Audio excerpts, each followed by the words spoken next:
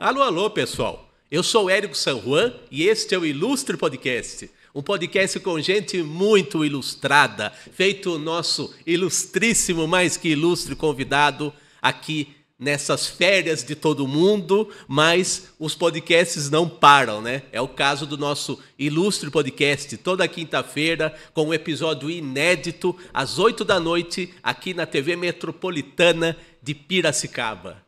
E nós vamos conversar com um convidado multitarefas, um multiartista.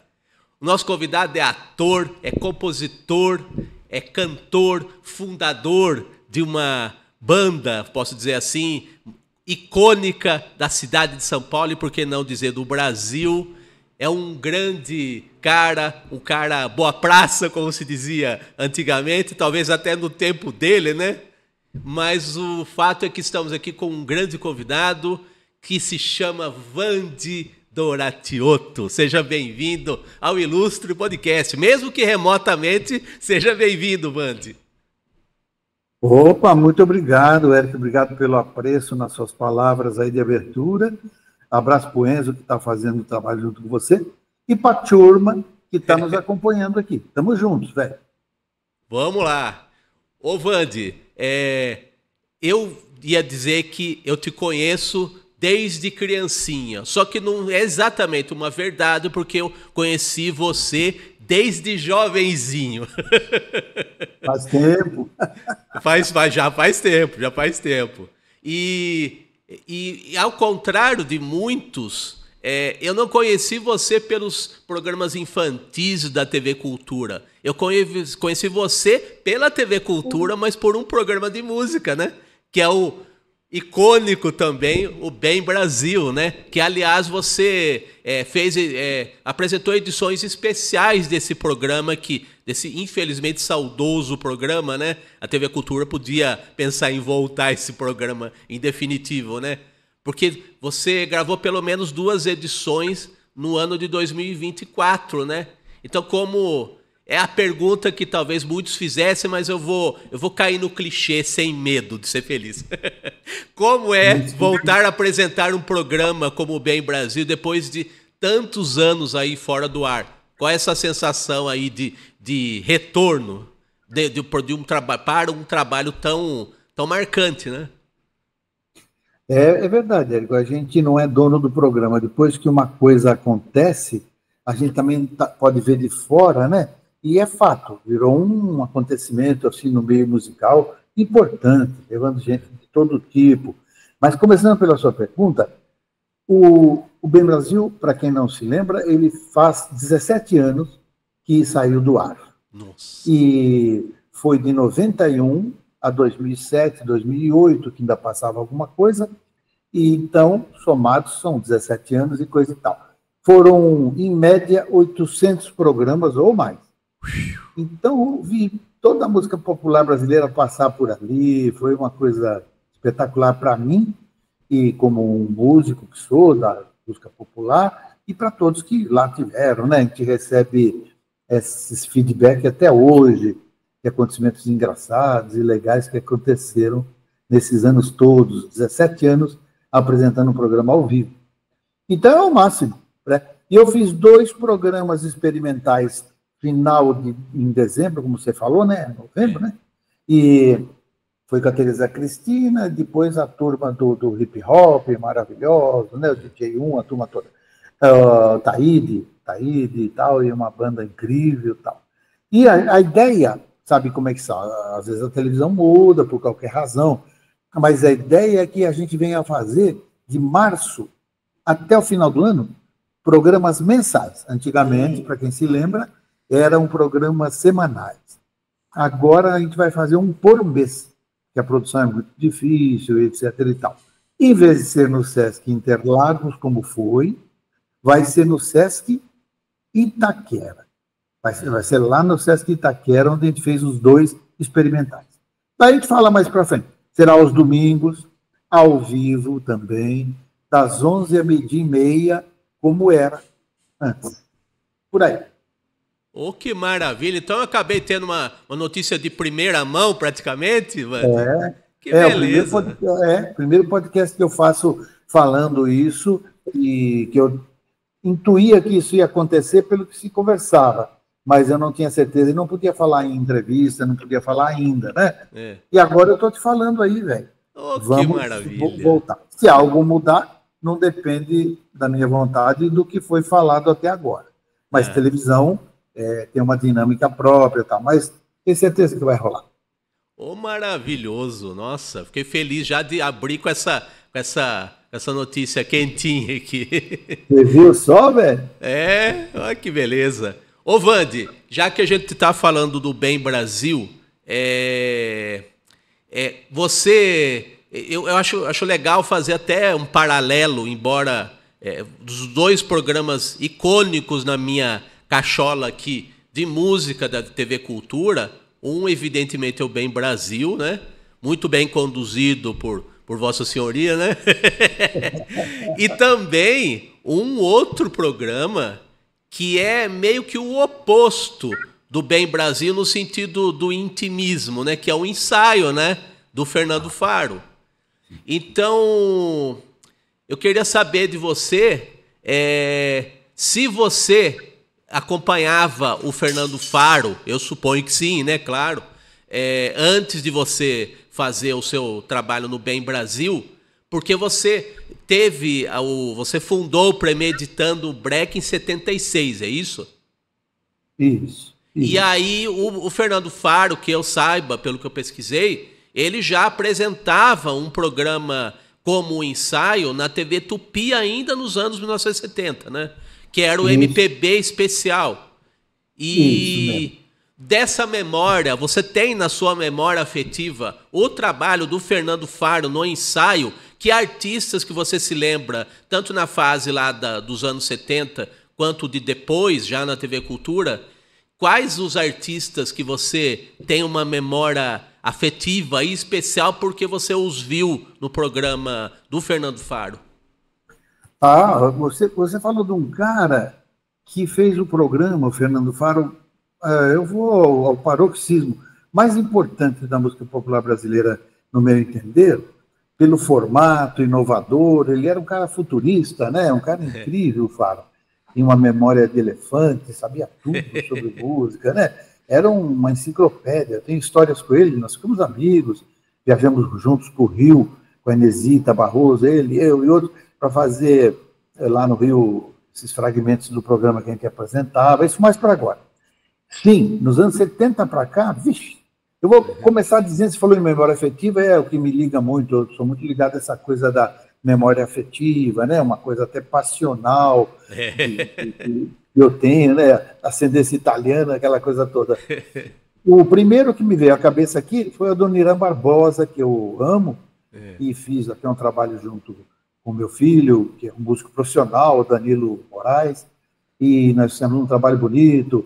O último dele convidamos a Marisa Hort e um elenco de músicos incrível, já no Sesc 14 Bis, sobre a Dona Irã. E fiz várias coisas sobre a Dona Irã, os 100 anos do nascimento dele. Ele nasceu em 1910, em 2010 a gente montou um trabalho na casa de Francisco, o Danilo, ficou quase um ano em cartaz, só para você ver o quanto eu sou ligado ao Dona Irã. Tem livros de 500 páginas sobre ele, sei tudo. E, em suma, então esse é um dos que me veio de cara. Mas, rapaz, teve tanta coisa. Eu estou lembrando desses clássicos, o Cartola, Elza Soares, Nossa Senhora, toda a música magnífica passou ali, quando a gente não tinha essa profusão de artistas, obviamente, que vieram depois, né? Então, aquela legião de pessoas que tinha voz enorme nos anos 70, todo mundo fez.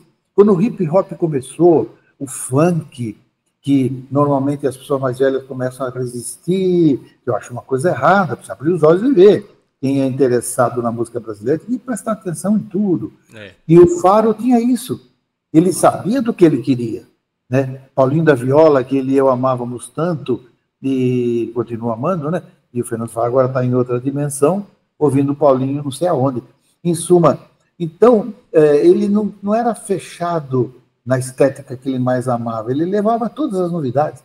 Isso é uma grande coisa, que, na devida proporção, o Bem Brasil também fez, né? De levar a Pitty, depois o Magal Costa, depois um Tim Maia, depois um Rock do Sul iniciando. A Daniela Mercury fez o primeiro show grande em televisão em São Paulo, no Bem Brasil, em 92, quando ainda era na USP, no Anfiteatro Romano. E aí, mais dúzias de exemplos nessa linha, né? Então, você lembrou de um cara aí, velho, que para mim é o cara mais importante do Brasil, porque ele sabia das coisas e se colocava frente às câmeras mostrando. Não era só um historiador, né? Como tantos bons que nós tivemos. O Tinhorão, embora tinha ressalvas com o pensamento final do Tinhorão, mas um grande escritor, né? O Sérgio Cabral, tantos, o Sérgio Cabral pai, né? E Sim. Tantos. Que bom. E me diga uma coisa, você esteve no ensaio, não esteve? Isso. O primeiro grupo que você falou, En Passant, para quem não sabe, o primeiro se formou de 76 para 7 na ECA, na USP, e nós estivemos lá, fizemos uma farra danada e tomamos uma cervejadinha antes, entramos tudo alegre, foi uma festa, e o Faro era assim, né? O Faro, ele tirava da gente o que a gente nem lembrava, ele estudava a situação de cada um, mesmo ele não sendo contemporâneo, às vezes, como eu falei há pouco, de quem ele convidou, o cara sabia quem ele estava levando. Eu procurei fazer isso na minha vida. Eu sou de certa forma, discípulo também do Faro, mas também da Fábrica do Som, o Tadeu Django, temos o Serginho Groisman, que somos da mesma geração. Então, né, a gente prestava atenção nesses caras que têm uma comunicação clara com as pessoas, honesta, né, sem firula e etc., emotiva. Né? Essas pessoas que eu citei, somos todos emotivos diante de quem a gente levava. Não era uma coisa fria de apresentador que não sabia nada do que estava acontecendo. A gente sabia. Então é isso. O legal você falar isso, né, Vande? Porque eu noto aqui no meu próprio podcast, sabe? Eu não sou um comunicador de nascença, eu sou cartunista. Só que eu amo música e eu amo falar, sabe? Isso depois de uma infância que eu não falava bulhufa, sabe? Então eu aprendi a me comunicar. E eu gosto muito desse contato, assim, de fazer esse tipo de trabalho de comunicação. Primeiro que você conhece gente legal que nem você, que nem tantos convidados aqui do podcast, né? E segundo, que você sai do casulo. Eu imagino que a música seja uma arte muito mais comunitária, digamos assim, do que a atividade de um cartunista. O cartunista pode ficar quietinho no canto dele lá, ainda mais com a internet, né? Então, a gente não tem... A arte que eu exerço, que eu pratico, não é uma arte tão comunitária quanto a música, né? Música, ninguém faz música exatamente sozinho, né? E falando em reunião, não vamos escancarar, não vamos falar en passant, não, do Premier, né? Em 76, qual foi o contexto que fez surgir o Premeditando o Break, carinhosamente chamado de Premier? Olha, o Premier, ele se inseriu, eu dou um pulo para voltar, na chamada vanguarda paulista, que não era nem mais e nem menos que nada que rolava, mas era um grupo com interesses diferentes do mainstream, mesmo porque nós não tínhamos um barato de entrar em altas gravadoras, porque a gente não fazia uma música, o nosso interesse não era de uma música exatamente comercial, com o refrão certinho, para tocar no rádio, e eu repito que isso não é julgamento de valor, isso é de circunstância, né? É muito mais fácil você colocar na rádio uma coisa mais palatável, que bata mais com a média dos caras que estão ouvindo, das pessoas que estão ouvindo, do que uma música um pouco mais experimental, como era do Premier, do Arrigo Barnabé, do Itamar Assunção, do Grupo Rumo, do Língua de Trapo, mais uma série deles, que fizemos historiazinha nossa no Lira Paulistana, um teatro outsider, num buraco, num porão, né, onde amplificou nosso sinal. Então, a gente não queria negar a história da música popular brasileira, que a melhor coisa que o Brasil tem até hoje é a música popular, não há dúvida. Um país que tem, né? Um país que tem, eu vou citar os óbvios, para não falar dos que vieram depois, maravilhosos. que tem um Chico Buarque, um Milton Nascimento, um Caetano, um Gil, agora um Lenine, e mais 100 nomes, né? Mas eu estou falando das bases, das raízes pesadas da música popular brasileira, só pode ser reverenciado no mundo inteiro, né? Ou seja, que tem como um patrono da grande música popular que pisou na chamada música erudita, clássica, você tem um Tom Jobim, mas você tem um Moacir Santos, quem não está a par, põe no Google. Johnny Alf. Johnny Alf, você lembrou bem, o Johnny Alf foi o cara que iniciou a bossa nova. Aquela forma de tocar nas boates o piano e cantar baixinho, né? E já tinha um pé no passado também. Então, as pessoas pensam que você fazer um movimento novo, de vanguarda, que vai se saber se é de vanguarda ou não no futuro, não significa negar o passado. Ao contrário, o cara que despreza a história da música popular brasileira é idiota, porque não consegue dar um salto e fazer alguma coisa boa. Não quer dizer que um cara que nasceu hoje ele tem que estar ouvindo o Orlando Silva, não embora devesse, né? Não, tem que ser do nosso tempo. Nós temos que ser, as gerações que vêm tem que ser do seu tempo. Mas tem que dar uma olhada na história da magnífica música brasileira, que também tinha muita porcaria, né, Érico? Também tinha muita... não vamos negar, né? Não vamos negar. O Duke Ellington falou uma coisa lapidar que eu quero deixar gravada aqui, como na minha, eu enfatizo, o Duke Ellington assim, existem 2 tipos de música, a boa e a ruim. Isso é sempre. Na música erudita também. Até Beethoven tinha umas coisas meio chatas. Enfim, né? Então, pronto. A gente surgiu meio querendo dar uma mudada, assim, né? Não ter só uma reverência à grande música, porque nós não tínhamos capacidade de fazer melhor do que já se tinha feito no Brasil. Né? Como é que você vai escrever uma letra melhor do que um Chico Buarque? Como fazer arranjos melhores do que um Moacir Santos, Severino Araújo? Mas se faz arranjos diferentes que eles também não fariam, né? Tem uma legião que veio aí, Érico, da qual, sem querer ficar falando da família, meu filho faz parte, que é muito boa, de músicos, o Tó Brandilione, você tem, cara, a Cel, né, que aliás o Danilo que eu falo é parceiro também dela, musical, né, compôs também, veja só, essa geração está compondo com o Chico César, que já era uma geração anterior, compondo com Zé Cabaleiro, pegando novos poetas e musicando. Então, digo para você, se tiver jovens nos ouvindo, não entre no papo do seu tio, do vovô, que é gente boa, mas que fala assim, a música era do meu tempo. Não, era também do tempo dele, mas também agora temos coisas, talvez até um volume maior do que aquela época, dos anos 60, 70. Não, sabe, é legal você falar isso pelo seguinte, hoje eu estava ouvindo o primeiro disco do Premê, na internet, né? E, assim, o que eu noto, Vande, é que vocês pertenciam a essa geração aí da vanguarda paulista, com o Grupo Rumo, o Arrigo, o Itamar Assunção, mas eu noto, assim, todos vocês tinham uma pretensão que vocês atingiram de serem o mais rico possível musicalmente, mas eu percebo que o Premê, ele é palatável, sabe? No melhor sentido. Podia tocar em rádio tranquilamente, sabe? Você não acha que muitas vezes essa vocação para ser mais popular não foi atingida plenamente, talvez por conta do desinteresse do mainstream, como você fala? A tua pergunta é lapidar e legal pra caramba, velho. Porque essa aí é uma realidade mesmo. É um fato. Tanto que o Premê com São Paulo, sim, quem não se lembra, é sempre lindo andar na cidade de São Paulo. Essa música tocou a larga, pelo menos em São Paulo, porque fala da cidade. Mas entrou numa novela da Globo, que eu nunca me lembro qual é que é.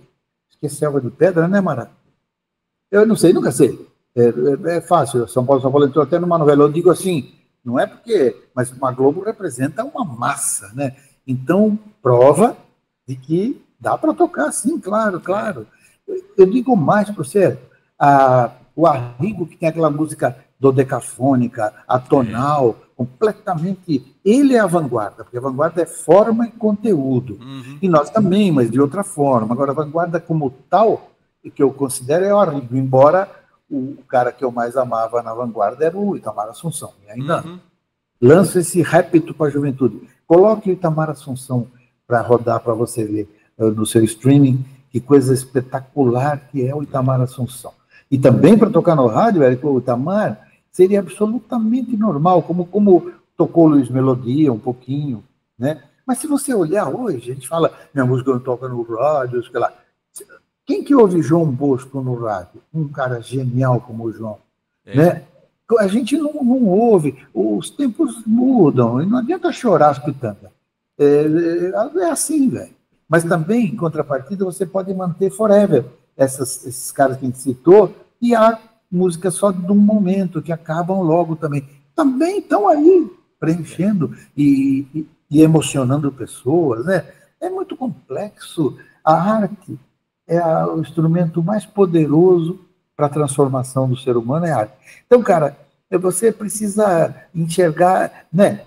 São pequenas coisas que o cara vê. Quem assistia esse filme, por exemplo, agora que a Fernandinha foi indicada, né? Ainda estou aqui, e nunca entendeu o que foi o grotesco e o absurdo, o bizarro que foi a ditadura, nunca mais vai falar ou vai reverenciar pessoas com aspecto ditatorial, fascista, que tem pintado por aí.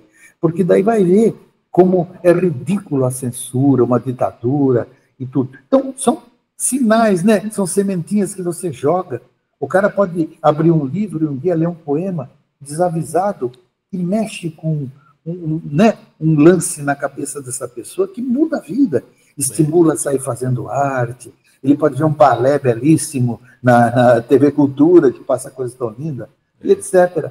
Então, é fazer, sem pensar, não toca no rádio, será que vai tocar? Será que eu vou ficar famoso? Desencana, faça a tua obra de arte e deixa rolar. Não há outro caminho, meu Deus.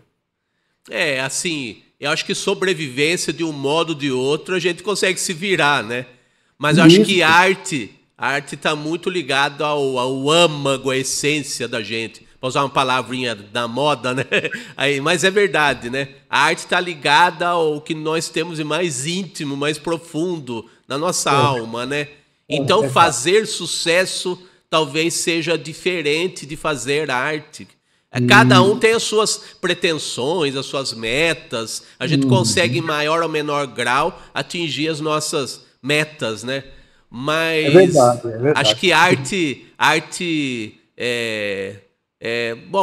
hoje não tem mais nem movimento artístico, tá tudo misturado, joga tudo pro alto e o que cair, a gente cata no chão, de repente é arte, né? Mas assim... E aí você falou do Premier e tudo, e de todo esse movimento, né? Aí eu queria... você falou da coisa de atingir arte, atingir a gente, as sementinhas que você planta e de repente isso aí frutifica, né? Eu posso dar o meu testemunho pessoal, né?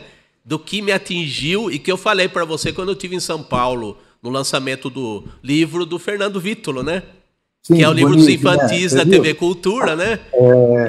A gente se encontrou lá e você fez a gentileza de autografar para mim este CD espetacular aqui, que é um pronto.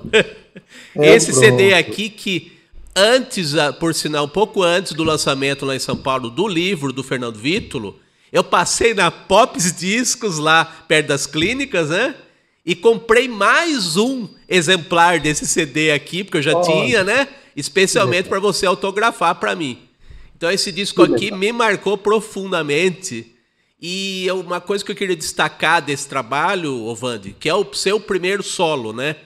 E eu queria destacar a leveza desse trabalho, sabe? Porque muitas vezes a MPB que a gente ama, até por ter estado fortemente vinculada a anos de chumbo, muitas vezes era pesada, né? Porque o clima dos anos 1970 era pesado, né? Sim. E o seu trabalho sempre me passou, você e o seu trabalho sempre me passaram essa impressão da leveza, sabe? Você tocando o cavaquinho, sabe? Para mim é um retrato da leveza, aquela aqui que muitas vezes a música popular, pelo que eu falei aí da MPB principalmente, não tinha essa leveza, né? Então esse disco aqui para mim é um sinônimo de leveza e, por que não dizer, de profundidade, né? Porque a leveza não exclui a densidade também, né? Então eu queria que você falasse desse trabalho aqui que eu gosto demais e eu acho que foi injustamente pouco divulgado na época e até hoje, sabe? Então fala desse trabalho aqui que é o Pronto. O Pronto. Olha, é óbvio que eu fico contente de ouvir uma opinião de alguém como você, que está ligado ao meio. Eu também, sem falsa modéstia, Érico, eu também acho esse Pronto. Eu chamei músicos que eu amo, músicos outsider completamente, doidão daquela época, e músicos grandiosos, o Boccato, tantos, né? Enfim, alinhavar uns, esquecer outros é problema. E você falou um negócio, você vendo de fora o que a gente fez é mais fácil do que eu emitir opinião. E eu, às vezes, coloco esse CD e eu também acho algumas coisas, eu falo, velho, isso aqui é bacaninha, tá bacana, tá honesto e tudo. E pegando um gancho no que você falou dos anos 70, é verdade. É verdade. A música começou a se engajar de um jeito, até pelo horror que nos cercava e tudo. Eu era pré-adolescente, mas vivia aquela fase toda, né? E tudo. E o artista não tem que ter compromisso com a ideologia. Não. Mas ele também não precisa fugir dela se acaso você tiver assunto, né? Como um Chico Buarque, como um Milton. Mas a gente não precisa ter um compromisso com ideologia na música, nas artes em geral, porque ela em si já tem um poder transformador, não é? Então, quando ela fica muito engajada, como aconteceu com o Vandré, que era um grande compositor, um letrista nobre, mas é problema. O Vandré, quando houve uma abertura e tudo, ele enlouqueceu também, né? O próprio Chico comentava, poxa vida, mas eu não posso achar que eu não possa compor sem ser contra um sistema tenebroso no qual eu colaboro mostrando coisas sensíveis, ao contrário daquela grossura e grotesco que rolava. A arte não tem que ter esse compromisso. O Ferreira Goulart, grande poeta, para quem não sabe, né, do Maranhão, ele dizia assim, a arte existe porque a vida não basta, a vida é pouca. Então isso é muito bacana. Então pensemos assim, nós não temos que ter compromisso nenhum com ideologia, com gênero. Você tem que fazer aquilo que é a tua história, né? Cada um, quando se dá melhor, é quando conta aquilo que você sabe.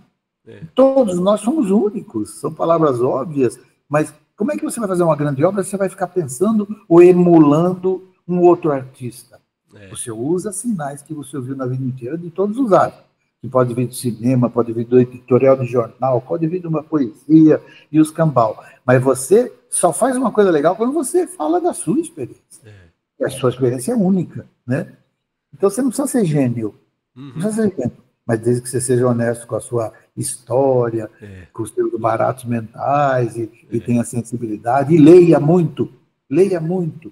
É o que eu digo, que está havendo um perigo, né? Eu sou muito prolixo também, que eu vou misturando estações, mas todas tangem o mesmo assunto. A internet, que é uma maravilha absoluta, sem ela o mundo para, mas tudo tem dois lados. A gente está lendo muito pouco, né? Está se lendo muito, muito pouco. E não é para dizer, eu sou culto, eu já li tudo. Não é para mostrar para os outros. É que você vai injetando coisas nos seus neurônios, nas suas sinapses, você melhora como ser humano e você cria empatia. A empatia é a coisa mais que falta no mundo, não é? Quando você vê um personagem num livro maravilhoso, que te emociona, o que aconteceu? Ele ajudou você a criar empatia com os outros. Você passa na rua, vê um sujeito, um mendigo na calçada, ou um cara engraçado dançando na rua. Muitos não têm a menor empatia com nada, passa como se fosse uma pedra. E a literatura, o cinema, a dança, as artes plásticas, o cartoon, tudo isso serve para sensibilizar a gente, né? Para azeitar, como se você colocasse um WD nas suas sinapses, falar assim, olha, velho, você sai de uma pessoa melhor. Ninguém cria coisas maravilhosas se não ler muito, e não assistir muito, e não vir muita coisa bonita em arte, brasileira, internacional, de todas as artes. É o que eu acho. Não, é interessante você dizer isso, né? Porque ao mesmo tempo que a internet abre um mundo pra gente, literalmente, né? Como que nós estamos fazendo aqui, né? A gente poder fazer uma entrevista sem estar vinculado a uma grande emissora de TV, né? Fazer esse link, né? Então a gente conseguir ter essa comunicação sem eu precisar, por exemplo, estar aí em São Paulo, por exemplo, ou você estar aqui no estúdio. Que provavelmente nem rolaria, né? Provavelmente nem daria. Você falou uma coisa que eu ia falar também, falou, prova da grandeza de hoje do digital, da internet. Nós estamos aqui falando e coisa e tal. É melhor o presencial, eventualmente, para alguns? Pode ser, mas não exclui a grandeza, né, jamais da internet. Mas às vezes tem gente que fica com populismo em cima da juventude, os vampiros da juventude, querendo não falar nada sobre os problemas também da inteligência artificial, por exemplo, que eu conheço muito pouco ainda. É uma coisa que pode ser fantástica, poderá ser e será fantástica. Mas, e não tem outro lado? É óbvio que tem. Acima de tudo, acho que ainda tem que estar o ser humano aí, senão, fica engraçado. Mas estamos em aberto. Quem sabe um robô passe a fazer tudo e a gente só fica ali olhando, sentado num banco. Isso aí. E vem cá, esse disco aqui é de 2003, estou enganado? 2003. Então, 2003 ainda a internet não estava que nem hoje, né? Não, como diria brincando, é tudo mato. Era tudo mato. Só que você fez um disco, para variar, um disco independente, né? Então, queria que você lembrasse da época em que você fez o disco, quais eram as suas metas, as suas pretensões, o que você queria com esse disco aqui? Aliás, velho, esse aí é um CD que ainda tive um aparato de uma empresa que foi a Trama. Eu fiz esse trabalho pela Trama. Aqui era do filho da Elis Regina, a turma do... O João Marcelo, o André... Marcelo Bosco, a turma toda. A Trama durou relativamente pouco, mas ela fez coisas incríveis. Incríveis. E eu, com esse trabalhinho aí, consegui ter uma projeção maior. Eu fiz programas no Ceará, já amplificou meu sinal ter sido feito por uma gravadora. Também não faria menor sentido, né, desprezar uma gravadora, a maioria despreza, porque não conseguiu nunca entrar. A gente esteve, o Premier esteve na Odeon, onde tinha um elenco escandaloso. Mas, no nosso caso, não ajudou nada. O Lulu Santos produziu o disco do Premier lá na Odeon, chamou Caetano participou. Estou dizendo de ícones, né, de nós muito grandes, para a nossa pretensão na época, e não, foi legal demais, mas não adiantou, né, porque não foram feitos os 13 pontos que você tem que fazer na loteria. Faltou isso, faltou aquilo, faltou um jeito nosso, faltou uma malícia daqui e de lá, e a gente acabou saindo ou melhor, saíram a gente da Odeon, porque é assim, se um trabalho não vai muito bem, sai. Mas voltando no meu solo, com esse aí eu já consegui uma projeçãozinha legal e tudo. E agora, só para não esquecer, eu entrei num projeto aí que muito me orgulho, que eu não sei se estou falando bobagem, cara, mas é o PROAC, né, Mara? É o PROAC? É o PROAC. A Mara é meu HD menos gasto, a minha mulher. A Mara, ela me tira um pouquinho, às vezes some coisas óbvias e tal. Então e tinha muita gente, eu vou dizer com satisfação, não com soberba. Claro. E eu peguei, entre muitos, então eu estou muito contente, porque eu apresentei o trabalho, disse que vinha, e aceitaram, uma equipe grande, que examina todo o trabalho. E vou começar o trabalho agora. E eu vou trabalhar também com músicos incríveis que eu amo e tal, o Danilo, que eu venho falando, o Suami, que produziu mais de, sei lá, acho que uns 300 discos, e que é irmão de sentar no boteco, comer um negócio e tomar uma ceva. Enfim, esse é o jeito de a gente trabalhar. E vou fazer agora. E quem sabe, depois quando enrolar, nós vamos voltar a falar para divulgar pelo seu canal aí. E é isso. Esse aí eu tenho coisas aí que eu gosto muito, muito. Muito mesmo. pelo que eu sou capaz de fazer, eu acho que eu cheguei num nível bom aí. Vamos ver se eu melhoro agora. Eu gosto desse disco, Vande. Primeiro que eu falei da leveza, né? E é algo de um cara, é uma obra, né? De um cara experiente com seus amigos, né? Tão talentosos quanto, né? E essa leveza, esse à vontade, sabe? À vontade. Claro que se vocês forem fazer ao vivo, vocês estão entrosados lá, mas num estúdio, vamos dizer que tem que ter alguma sei lá, alguma regra, né? Você precisa ser um pouco mais compenetrado, talvez, mesmo com essa leveza, com essa vontade, né? Mas isso é um trabalho muito, que, para usar outro verbo da moda, né? Flui muito bem. Flui. É verdade, é verdade. A maioria que pega um trabalho, ou que vê um filme, como eu fui ver ontem, o Alto da Compadecida, aquela fluência, aquela loucura de frases.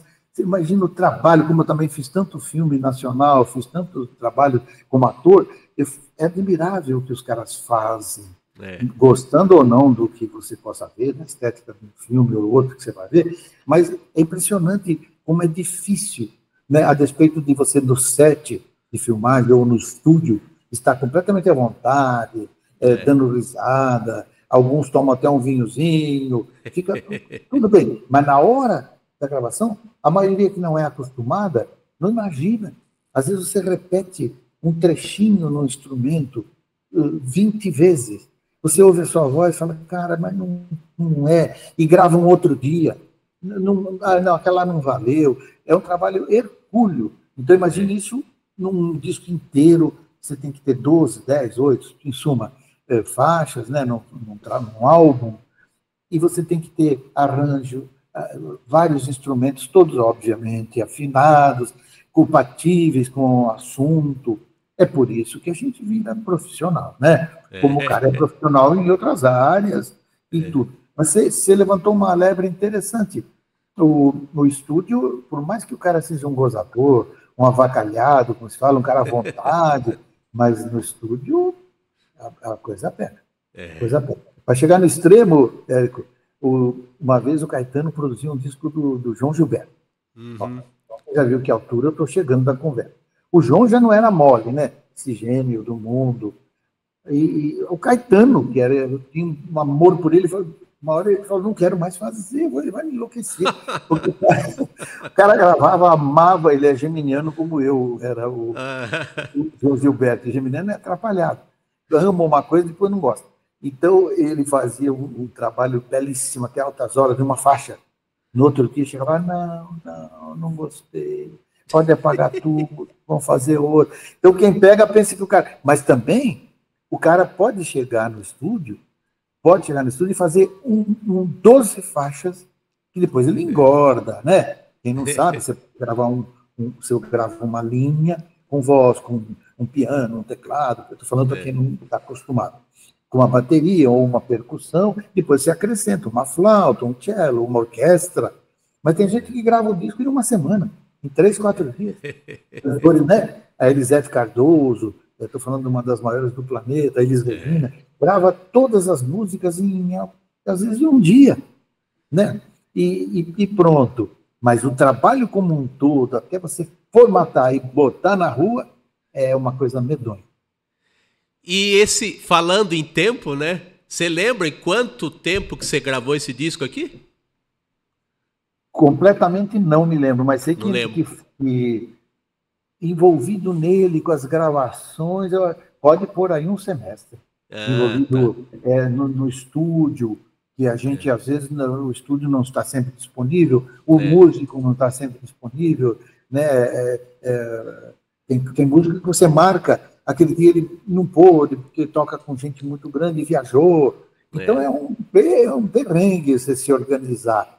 Mas eu acho que não passou muito de uns 4 meses, assim, desde que começamos a entrar no estúdio e concebemos tudo. Não, acho que não passou, não.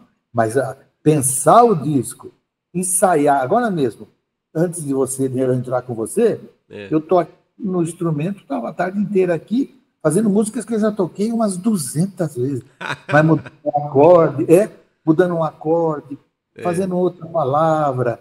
Para quê? Para quando eu for gravar esse trabalho agora, eu esteja mais seguro. E mesmo assim, vai haver mudança total. Se apresenta para um outro colega, ele fala, velho, esse acorde aí não tá legal aí. Bom, então vamos ver, etc. Muda a letra, muda, né? Às vezes você faz a letra, o Paulinho da Viola tanta gente, fez uma letra uma vez, o Paulinho da Viola deixava para escrever, para escrever as letras dele, quando ele vai entrar no estúdio. Ele não tem quase nada pronto. Ele é de Escorpião, ele é um escorpiano. Quem conhece bem signo para falar, é assim mesmo.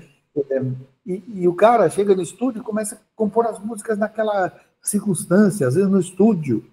Então, mas ele tem na cabeça um manancial de ideias, de palavras, de situações, né? E de experiências que ele põe ali. Outros precisam fazer durante 2 anos antes para começar no quarto. É legal. Ô Vande, você notou que a nossa linha do tempo aqui do podcast é meio ligeiramente bagunçada, mas a gente vai encaixando as pecinhas aqui e ao longo do papo, né?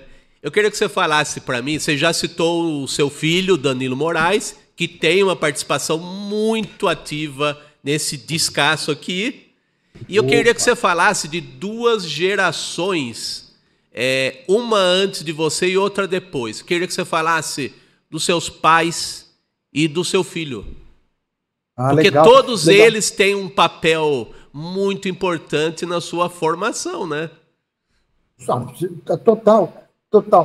Você fez bem. Eu, quando falava muito desse trabalho aí, só fazendo uma voltinha rápida, eu também, na minha cabeça, passou muito um outro trabalho que a gente fez, o Suami, querido amigo, Suami Júnior, e o Danilo. Sim. Também fizemos um trabalho juntos, que eu um dia te dou um prazer de presente quando a gente se encontrar. Chama Miolo Mole. O Miolo Mole são esses 3, a base, e também ele ganhou no ano de 2023, não, foi antes da pandemia. E agora? Ele ganhou como 17. Ele ganhou em 23º lugar entre os 100 discos destacados naquele ano. Um orgulho para nós também, coisa que ninguém fica sabendo.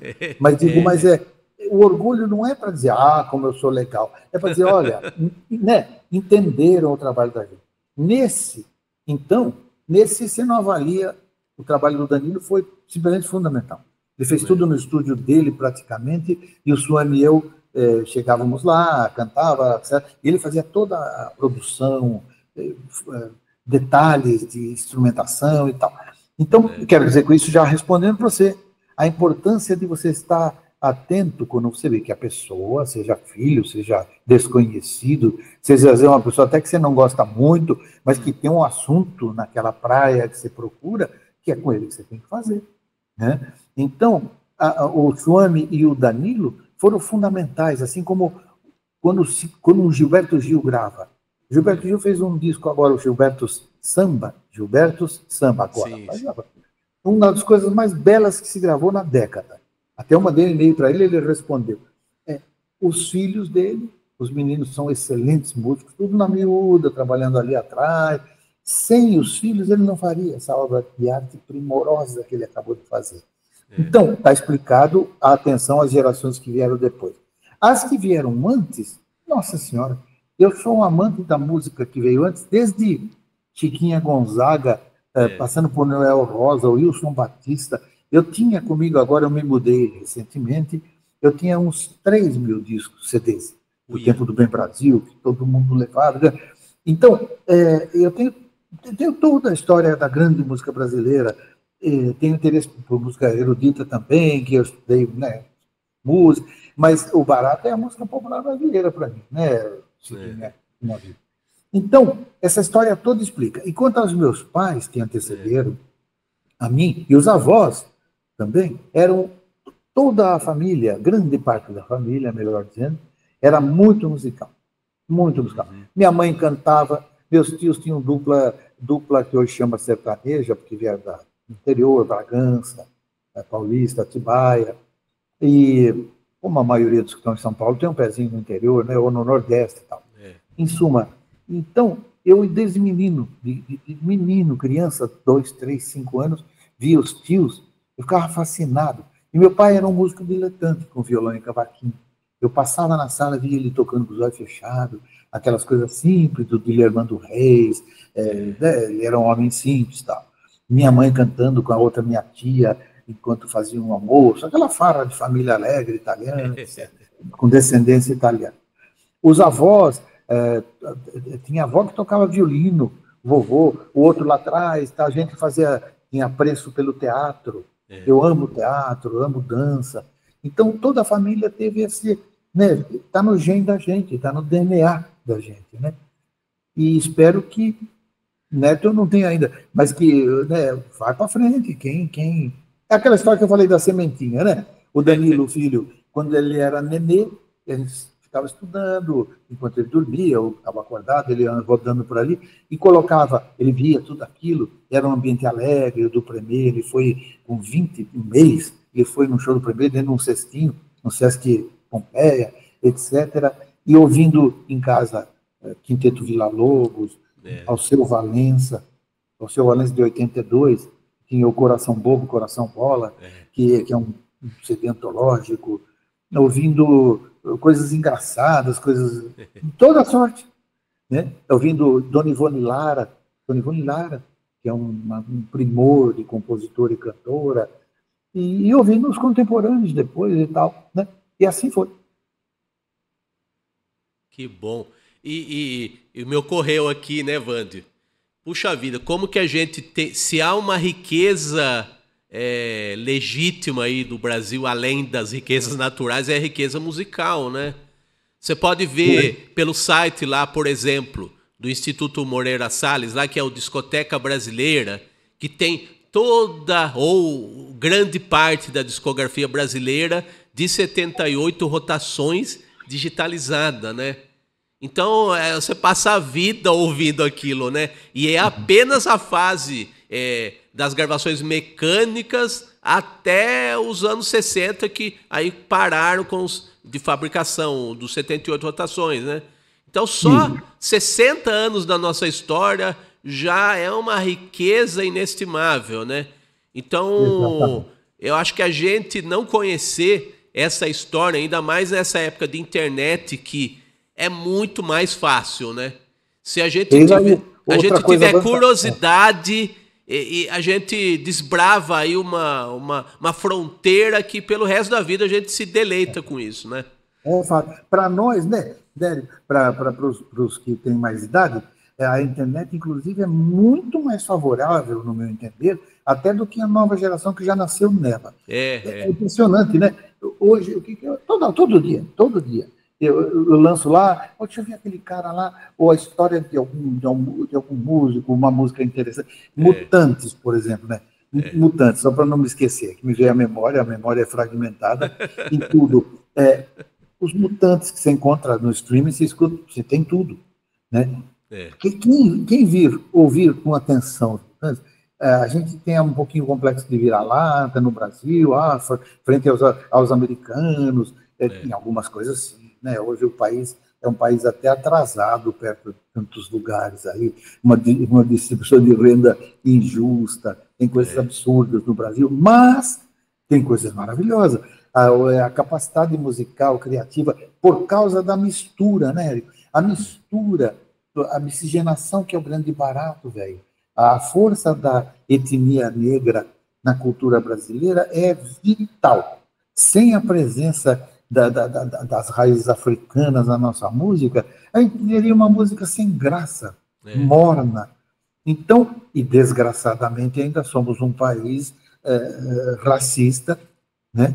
E se dizima indígena como se dizima mosca, se acha que os indígenas atrapalham na floresta e trata-se, desde a libertação dos escravos, ainda não se não se abriu o devido lugar, né, para os descendentes que ainda sofrem preconceitos. Agora parece que está se abrindo um pouco, mas é uma desgraça completa isso que acontece no Brasil. E essas colaborações vitais, quem devia render homenagens todos os dias aos imigrantes, a toda essa gente que formou o Brasil, né?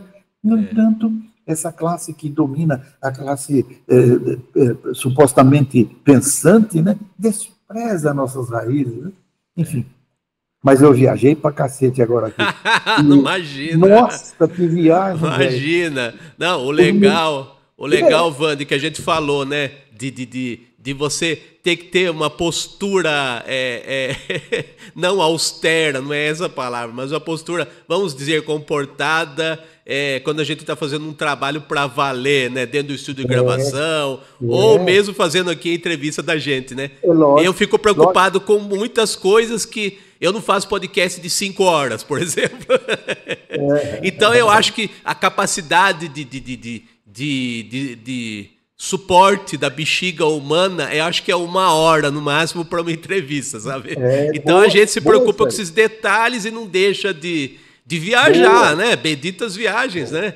A gente Eu precisa concordo. refletir, né? Porque as pessoas, a gente falou de tecnologia, as pessoas ficam brigando tanto na internet por coisas fúteis, né? Por coisas que com um sorriso talvez você resolvesse uma contenda, né? Uma quizumba lá, uma situação ruim, né?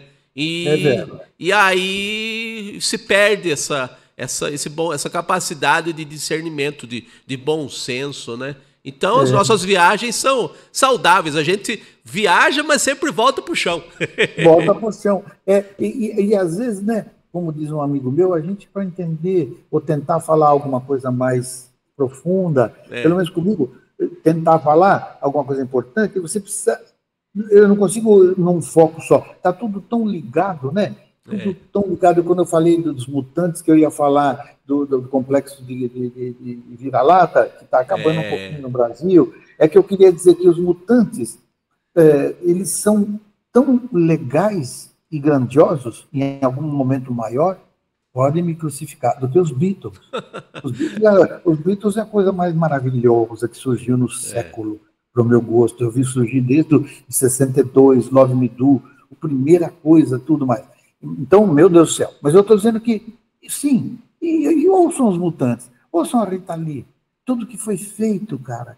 Uma cantora como a Elza Soares, por exemplo, que morou nos Estados Unidos, porque aqui não se dava valor. Não dá nervoso, velho? Morou lá. E todo mundo rendia homenagens a essa mulher incrível. Daí, o Sivuca. O Sivuca ficou tocando sanfona, ou acordeão, como queiram, em bares dos Estados Unidos, ganhava $40 mil, mas ele queria voltar para o Brasil, mostrar o que ele sabia, né? Porque o Sivuca é outro músico do maior tamanho no planeta Terra. Né? Em suma, nem todos são como o Luiz Gonzaga, que conseguiram esse divisor de águas da música brasileira nos anos 50, chama-se Luiz Gonzaga. Né? E ele conseguiu tocar nos 7.200 municípios que tem no Brasil, ele visitou todos. Então é um acontecimento que deveria ir para o Guinness, ter uma estátua desse homem em todo canto. Né? Alguns precisam sair, porque uma música do Sivuca tem uma certa sofisticação instrumental, né? Esse Moacir Santos, que eu falei. Sim, que fez muitas coisas, né? Ouro Negro, Sim. quem vê lá fora esses grandes jazzistas que fizeram a história maior da música norte-americana e, por extensão do mundo, quando ouvem os arranjos do Moacir Santos, do Tom Jobim, do Severino Araújo, os caras não acreditam, cara. Falam, mas, puta, esses caras, meu Deus do céu. E assim são alguns músicos brasileiros, guitarristas brasileiros. Nós temos no Premier, temos o Mário Manga, meu irmão, meu amigo, que é um guitarrista de primeira grandeza, por exemplo, também. E tantos músicos que ele tem no Brasil, nossa senhora, se citar, né? Enfim, infinitos músicos que chegam lá fora, os caras falam, mas como é que esse cara faz isso aí, né? O Pepeu Gomes, que não sabe notação musical nenhuma, não estudou música formal, e o Pepeu Gomes arrasa nos Estados Unidos com a guitarra dele. Né? Precisa destacar esses ouros que nós temos para ver que a gente tem essa possibilidade. Na dança, o cinema agora... Por que o cinema norte-americano, além da grandeza natural, vai tão bem? Porque tem milhões de dólares investidos em cada produção. E cinema é dinheiro. Então, o cinema brasileiro, ok, Não temos uma história tão grandiosa, mas injete grana total, como se injeta lá fora, você vê como o cinema brasileiro cresceria também, né? Então é questão do mercado, o capitalismo brasileiro é sem vergonha, é meio, né, alija muita gente. É a viagem, Érico, a nossa própria democracia, que a democracia é o melhor regime, com todos os seus defeitos, ela é falha, ela não atende o Brasil inteiro. É uma democracia em formação, né? Ainda há muita gente fora, alijada do processo. Falta tanta coisa, esgoto pelo mundo afora, pelo Brasil afora. Ainda há fome. Por que não falar disso? Porque, poxa vida, um artista que estiver indiferente à realidade brasileira, não recomendo. Ô, Vande, e se você me permite, eu queria aproveitar aqui essas nossa homenagem aqui a tantas pessoas luminosas, né, da arte brasileira, né? Eu estava querendo achar uma maneira de expor essa paixão que eu tenho, mas fica a dica também, né, para quem quiser ouvir. Eu recomendo fortemente os discos de duetos da Doris Monteiro e do Miltinho. Nossa, esses discos são discos de cabeceira faz pelo menos uns 10 anos, sabe? São dois intérpretes assim de outra época, né? E que a Doris tem um canto suave, né? E ela amadureceu, ela surgiu muito menina, né? Até fez filmes e tudo. Tem uma voz juvenil, claro. Mas ela, amadurecendo, ela se torna uma intérprete assim, de uma classe que é uma maravilha, né? E o Miltinho, que é o sambista, aquela malemolência que encantou o futuro Zeca Pagodinho, né?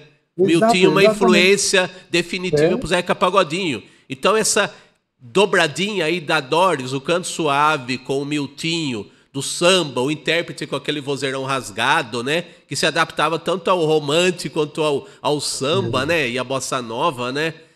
Doris, Miltinho e Charme. 3 volumes aí que vocês acham facilmente na internet. Eu recomendo entusiasticamente. Você entrou no fluxo dessa minha ideia, desses caras geniais. A gente fica com um pouquinho de pudor, não para querer falar para um público, de falar de algumas grandezas do passado, mas é necessário, porque essa gente, como você disse, essa sementinha plantada pela Doris, por isso que você citou pelo Miltinho, que tinha uma divisão no samba impensável. Né? Era uma forma de dividir, e aquela voz anasalada. E a Doris, eu quando menino, eu adorava. Ela tinha uma música chamada Moreno Vanderlei. E eu falava, essa música é para mim, ela está cantando para mim. Era uma coisa maravilhosa. Outro dia eu ouvi, eu tenho aqui, cara, vou ver se eu envio um caminho para você. A Elisete Cardoso cantando com o Zimbo Trio. Mas, Nossa Senhora, aquilo é, sabe, uma epifania, é uma coisa. Eu vou te encaminhar, tomara que eu não me esqueça esse link, e você ouça e depois você me comenta dessa grandeza. E assim, essa citação sua e essa minha, assim são algumas do que existe. Outro dia, eu estava ouvindo que o selo Sesc fez o Premier, a caixa do Premier, com 7 álbuns, toda a nossa história, uma caixinha linda, toda bem feitinha, até esgotou no Sesc. E vai fazer agora, espero que role, está em negociação. O Premier vai fazer 50 anos em 2026. E nós vamos fazer um trabalho pelo selo Sesc. E o selo Sesc lançou coisas. O Wilson Batista, por exemplo, né, que é aquele que fez entre tantas, eu sou assim, quem quiser gostar de mim, sou assim. Então, quem ouve, eu falo, mas cara, esses homens e mulheres sem zero estudo formal, vinham às vezes de famílias pobres, das comunidades chamadas favelas, da Lapa do Rio de Janeiro e tudo, fizeram letras que espanta grandes poetas contemporâneos. Então, velho, quem não prestar atenção nisso está perdendo um filé mignon e fora o enriquecimento humano que lhe dá, principalmente se for artista, de qualquer área, para que você consiga ser um artista melhor. Como sempre fala Fernando Montenegro, esse monumento que nós temos aí, tanto que gerou aqueles filhos e a Fernandinha, que agora todo mundo está percebendo a grandeza dela, né? Nossa, que bom. E que notícia para fechar essa entrevista, né? De uma provável boa e ruidosa comemoração aí dos 50 anos do Premier, que para mim vai ser um presente de aniversário também pelos meus 50 anos, né? Ah, que legal. Então faremos aniversário juntos, olha que beleza. Pronto. Olha que bacana. Para nós é um acontecimento bonito, porque o Premier está no estaleiro, como eu diria, estão parados de vez em quando, mas ele está parado. E esse trabalho, a gente talvez, se ele rolar, porque depende de circunstâncias, mas já está em conversação há anos, e vai rolar. Daí ele vai montar um show final para acabar, como diria o grupo Rumessa, é para acabar, e tudo, porque não faria sentido, né? Tudo mudou e tal, então o Premier fecha a tampa com esse trabalho de 50 anos, e se rolar esse ano aqui, nós estamos em 2025, para lançar em 2026. Fica aqui a dica também, não sei se essa informação não é primeira mão, mas eu não falei em podcast nenhum, porque eu não fiz nenhum esse ano ainda, e também não deu para fazer nenhum, eu estava envolvido num longa-metragem, mas que eu não fiz já tem um bom 6 meses que eu não faço nenhum. Então eu estou te falando coisas novas. Mas eu quero agradecer o teu convite e teu apreço pela minha pessoa e também corroborar que, para todos que estão nos ouvindo, quem fizer música, teatro, né, não faça coisa de 3 horas, 4. O Zé Celso fazia, né? O Zé Celso é um gênio, mas enche o saco de qualquer um. Né? Tente fazer uma coisa condensada e fale o essencial e tudo, que é melhor. Então, o podcast de 1 hora é bem legal, assim, poderíamos continuar, mas não precisa. A gente aqui sobrevoou os assuntos, viajou e sobrevoou. E é sempre legal deixar no ilustre espectador aqui uma vontade de que a gente faça um episódio, uma parte 2, né, Vande? Então, eu queria te agradecer também imensamente, não só por você ter sido tão receptivo comigo, muito obrigado, viu? E você não sabe, como você falou, você não tem ideia do retorno que você pode ter de um disco, porque você é que fez o disco, né? Então, da gente de dentro do processo, a gente não tem noção. Como eu também não tenho, muitas vezes, com o trabalho que eu faço com cartoon, com quadrinhos e tudo, né? Mas, assim, quero te agradecer principalmente pelo bem que você faz na minha vida e de tantos, por meio da sua expressão mais forte aí da sua alma, que é a sua arte. Então, muitíssimo obrigado. Estamos juntos, viu, velho? Espero que a nossa fala, nossos sinais, batam com pessoas e que, né, marquem alguém. Ou se não marcar, vale a diversão de nos ouvir conversando sobre a coisa que o Brasil tem de melhor, que é a música. Porque o futebol já não é mais... Um abraço grande para você, o Enzo, a todos que estão nos ouvindo, etc. e tal. E vou lançar um repto aqui, se der tempo. Eu gosto muito dessa cidade, eu estou falando a verdade, e eu gostaria de tocar aí um dia. Quem sabe agora, fazendo o meu novo trabalho, a gente num programa ou no Sesc ou algum outro local, a minha presença aí junto com o Danilo, com o Suame, fica aqui a chama, tá bom? Faremos uma campanha aí. E pronto. Eu gostaria que o nosso querido Enzo Oliveira colocasse aqui o slide, com o slide que a gente sempre fecha o nosso podcast, que é a maneira pela qual o pessoal, os nossos ilustres espectadores, podem encontrar os convidados aqui dos nossos episódios todos, né? Pelo mundo virtual, você encontra os nossos convidados do mundo real. O seu Instagram é Vande Doratioto, com um T, Tioto, o To com 2 T's. Tudo junto. 2 T's. Com W, Vande com I, Doratioto, 2 T's no final. Vande Doratioto. Através do Instagram, você pode acessar e encontrar toda a verve, os vídeos legais com as piadas, né, do Vande. As brincadeiras, né? Exato. Então, toda a verve, toda a arte do Vande, você pode encontrar no @Vandidoratioto, com 2 T's e W no começo. Vande, obrigado. Esse que está na tela. Então, muito obrigado, o apreço também pelo seu trabalho. Obrigado. A gente precisa de pessoas como vocês, Muito obrigado. e senão a gente fica sozinho. Obrigado, viu? Um abraço e um ano beleza para nós todos, dentro do possível, que o ano seja suave e vamos em frente. Beleza, até a próxima. Isso aí, pessoal. Tchau. Mais um ilustre convidado aqui no nosso ilustre podcast, que está no ar na TV Metropolitana de Piracicaba, toda quinta às 8 da noite, no canal do YouTube da TV Metropolitana de Piracicaba e também no canal próprio do YouTube do Ilustre Podcast. Estamos aqui, fechamos aqui a tampa do episódio 133 e em breve, na próxima quinta-feira, temos mais convidados aqui tão ilustres quanto o nosso querido Vandi Doratiotto. Um grande abraço, até quinta que vem.